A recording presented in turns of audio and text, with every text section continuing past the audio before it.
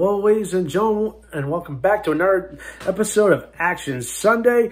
And this week, we're now with 200th episode in my rearview mirror. Let's move ahead. And this week, possibly with one of my most highly requested movies I've ever done, that is Above the Law with Steven Seagal. Now, believe it or not, I didn't know this going into it and going into watching this was that this is Steven Seagal's debut movie, which completely blew my mind. I was like, oh, wow. So I was able to watch it because it was on TV. Thank goodness for the power of DVR. I was able to get through it.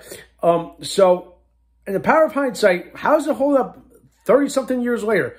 I feel like it definitely holds up. And there's something that I really got to give credit to the producers, especially Seagal, since he was a producer on this movie, is that they actually went so far to give our main character some good character backstory, some great exposition of who this guy is, why should we be rooting for him, and what's he going to do in this movie. So, yeah, I'm tipped to that because you don't get that these days with some of these crazy, intense action movies that you see. It's a formula that you don't see. It's one of those, oh, you got to learn what the character is as the movie progresses. I hate that. At least here, they give you some kind of story, some backstory to the character Nico Toscani, which, in all seriousness, I think is a really unique thing. It's like, oh, he's the son of an immigrant Italian family who moves to Chicago. He joins the CIA in the 1973, which, of course, segues into what happens later on into the modern-day setting, which is 1988. So, yeah, I'm like, wow, this is clever.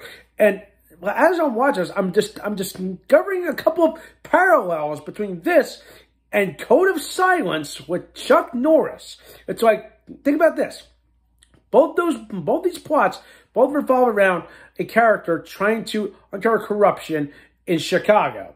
But there's a difference, is that while Chuck Norris was trying to uncover corruption in a police department, Seagal's character actually discovers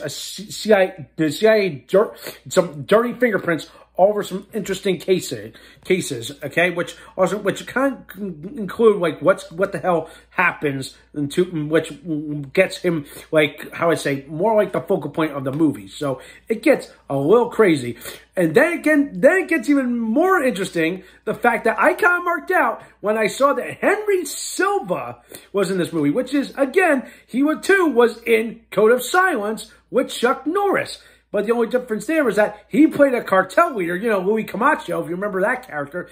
Here, he plays Seagal, who is a CIA operative who appeared in the how I say, I call it the prologue kind of thing of, oh, he was of what the hell he was doing. It's like very dirty and corrupt CIA dealings going on here. It gets really crazy and unique as the movie goes on.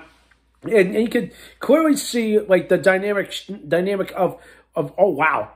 Of Seagal's character, of what he's going through, all go through the ringer to be the hero. And I'm like, wow, this is just intense, crazy shit that I never expected. And of course, again, I marked out because I just loved Henry Silva in Code of Silence. Here, I feel like he brought another layer of pizzazz and just flat out batshit and evil and intensity with his character. This corrupt CIA official. But then I even marked out a little bit more when let's see, we have Sharon Stone, Pam Grier. And my God, I just couldn't believe that. But that gets even crazier. So later on in the movie, and this is where things cut and definitely connect. Like that's where I officially say this movie is essentially Code of Silence.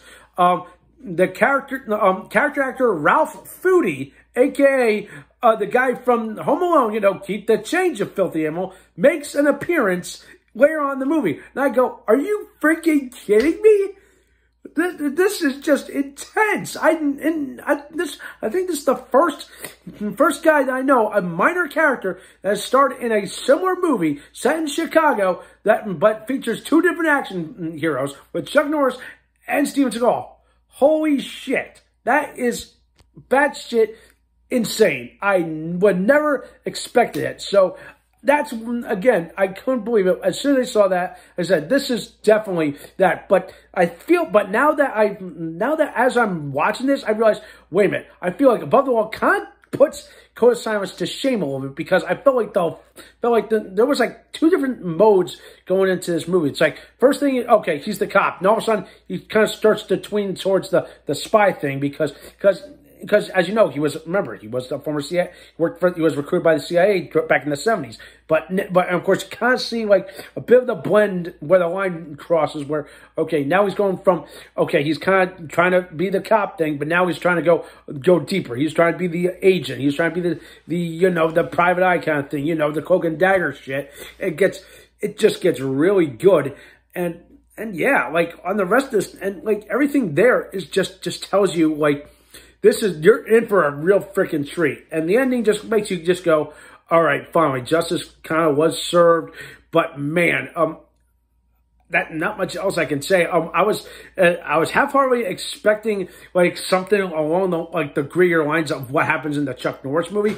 Here, I felt like kind of got a little bit of that. There's an insane moment where Seagal jumps on top of a guy's car, and like he's actually choking the guy out as the car's just driving crazy through the streets of the whatchamacallit section of Chicago. I was like, crap. I was like, that kind of I don't think was a little unrealistic, but it was insane to watch. But there was a crazy death that I knew was going to happen. Was, okay, how are they going to kill off this sneaky villain that's been a thorn in this guy's side since almost the beginning of the movie? Well, I loved how they killed him off. I don't want to give much away for anybody that has never seen Above the Law, but I just finally just said, okay, yeah, he totally deserved the death he deserved. But as for Henry Silva, like, how he finally gets his revenge on the guy that wronged him back in the 70s, I felt like it was a little anticlimactic. That's as far as I'm gonna say. But at least that ended on like, at least there's, like I said, there's two different modes to the movie, and this is where I feel like this one kind of puts Code of Silence to shame. And I feel like, but here's the thing: Chuck Norris can act. Steven Seagal, he can't. He can't. Okay, that's my one gripe with this movie, is that I know, he's Mr. One Dimension, as you can see in any of his other movies, like Fire Down Below and the freaking Under Siege movies. Here, you kind of get the sense of where he's gonna go with this, but I'm like, seriously, like, you can definitely see the acting chops between these guys. Like, definitely, of course, I don't know if it's my personal bias, but I definitely prefer seeing Chuck Norris in the leading role of a similar plot like this, which like Silence, rather than Steven Seagal. But that's just me. At least all the other cast members actually play their part and work pretty well. And what you get is a fine movie, well worthy of Seagal's debut in the mainstream media. All right. That's why I think about it. So if I had to give this movie a score after putting this movie off for a long time, I'm probably gonna give this movie. I'm gonna give this movie a 7.5 out of 10. I was gonna rate it a little higher, but again, I just had to keep playing some elements in my head of like, okay, how is this compared to Code of Silence? Obviously, there's different form. It's like similar setups, similar cliches. Of course, I do have to bring up one cliche. Obviously, the one thing that made me laugh was, okay, someone's gonna go through the front window of a shop, and of course, obviously, someone does, which of course was typical. Like there are some action movie tropes that kind of I saw coming, which kind of bogged it down. But everything else about it, I thought was pretty cool, and like I could call it pleasantly familiar, but at least, I marked out for Henry Silva because I just loved what he did in this movie because at least the villain here was more I wouldn't say I would say wasn't as sadistic as Louis Camacho from Code of Silence. I don't know, give or take, may a deep dive into these villains would be good for a better day. But overall, those are my opinions on Above the Law. I hope that this helps. Okay, go give this movie a watch. If you have it on demand, you can watch it anytime. It's on AMC, by the way. For those of you that don't know. So that does it for this week. Let me know what you think. Those videos, subscribe to my channel, and stay tuned for some more awesome and exciting videos.